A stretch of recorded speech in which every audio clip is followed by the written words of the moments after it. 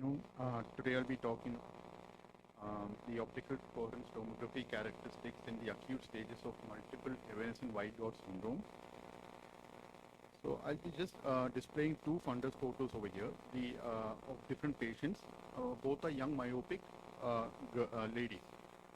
So in the first fundus photo, you can see over here, it's barely it's a featureless retina, which only probably a dull foveal reflex. In the second fundus photo, the photo appears more obvious with numerous discrete yellowish white nodular lesions all across the macula, posterior pole, as well as mid periphery and optic disc edema. So both are actually the presentation is mutes, and in the first fundus photo, if you correlate with the OCT finding, so the OCT across the foveal section shows outer retinal changes. So if fundus clues are subtle or confusing, OCT may actually help in diagnosing mutes before anything else does. So mutes is a rare, acute, and often missed entity among white dot syndromes. So it's on conventional examination, the findings are often subtle. And OCT is one of the earliest and most sensitive modality for early diagnosis with a good sensitivity. So by doing the study, we found distinctive and consistent OCT patterns in every patient. So this is a retrospective cohort study involving 8 patients with acute mutes. And by acute mutes, I mean a patient presenting within 1 to 3 weeks of the symptom onset. The complete multimodal imaging was done, which included color fundus photo and OCT, fundus autofluorescence, fundus fluorescent angiography, and indocyanine green angiography. And the main focus was on the acute stage SPOCT phenotypes and the recovery signatures. So follow-up ranged from 1 to 8 months. So these are the core acute OCT biomarkers studied. That is a conical shaped hyperreflective material above the retinal pigment epithelium, linear hyperreflective columns in the outer nuclear layer, the disruption of the outer retinal bands, that is external limiting membrane, ellipsoid zone and interdigitation zone, and hyperreflective dots involving the vitreous, outer nuclear layer and the choroid. So over here it's illustrated on the NPAS OCT. These are different sections of the same macula of the patient. Hyperreflective dots in the vitreous can be seen numerous in almost all the sections. In the second section, you can see the linear hyperreflective columns in the outer nuclear layer. It protrudes from the ellipsoid zone and extends to the outer nuclear layer. And in the third section, an outer retinal hyperreflective mount can be seen exactly at the fovea. And in the fourth section, you can see what appears as the linear hyperreflective projection above the retinal pigment epithelium, and below it hyperreflective dots in the choroid. And in all the sections, patchy areas of ellipsoid zone dots are also well appreciated.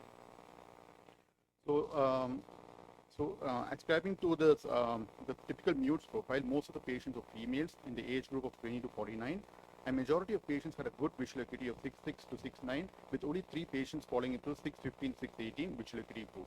And the patients are mostly mildly myopic, and symptoms included central blurring of vision and photopsia in all the cases.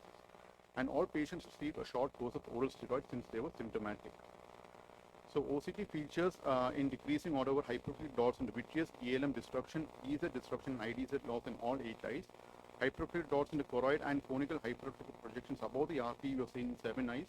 Linear hyperreflective columns in the outer nuclear layer and hyperreflectivity in the outer nuclear layer was seen in 6 eyes. Hyperreflectivity involving the outer plexiform layer was seen in 4 eyes, and outer retinal hyperreflective mount was seen only in 1 eye.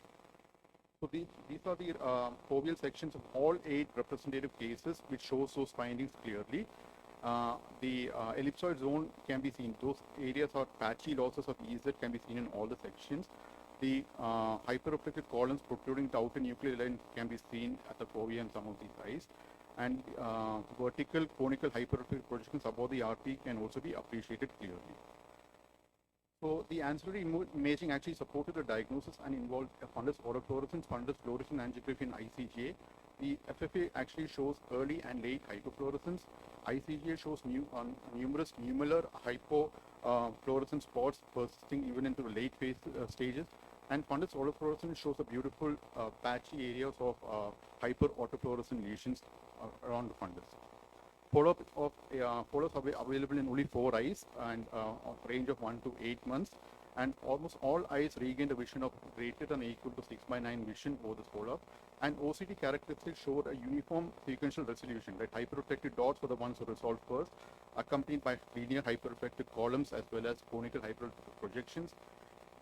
Coming to the outer retinal bands, ELM were the first to resolve, followed by EZ recovery, and IDZ were the last to recover among the outer retinal bands.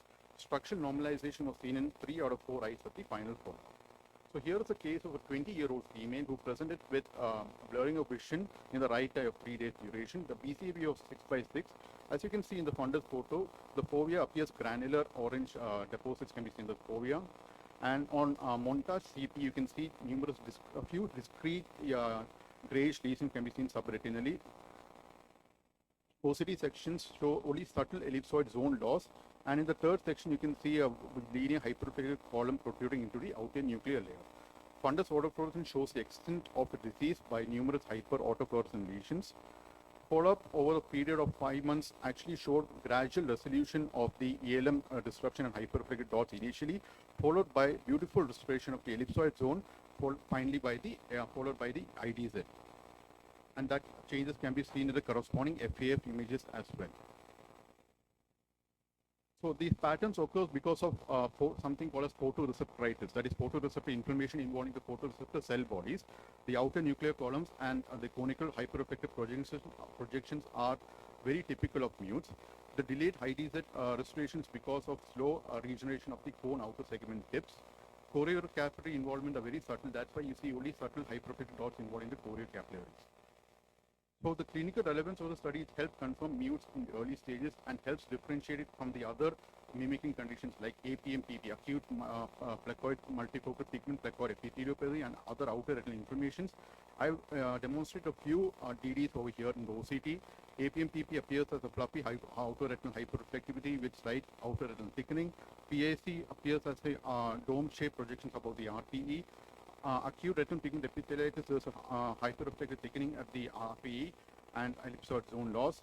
Syphilitic outer retinopathy also appears as patchy areas of ellipsoid zone loss with granularity involving the above the RPE layer. OCT helps predict the recovery and reduces over-investigation. The final take-home message is mutes has distinct reproducible acute OCT signatures. The conical RPE projection and outer nuclear columns are the key.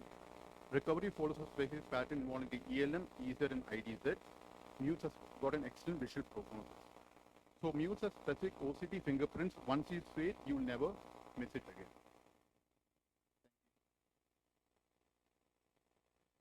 Excellent findings you have showed. The only thing I have a doubt is like how much an early, which is not an apparent mutes, which is not visible clinically, ophthalmoscopically, how valid have you compared those findings and how much predictive are the OCD findings in those cases? What is the predictive value of those? In this, 3 patients presented within 48 hours of presentation. So in one patient, out of those 3 patients, FAF was not able to even delineate those hyperautofluorescence patches.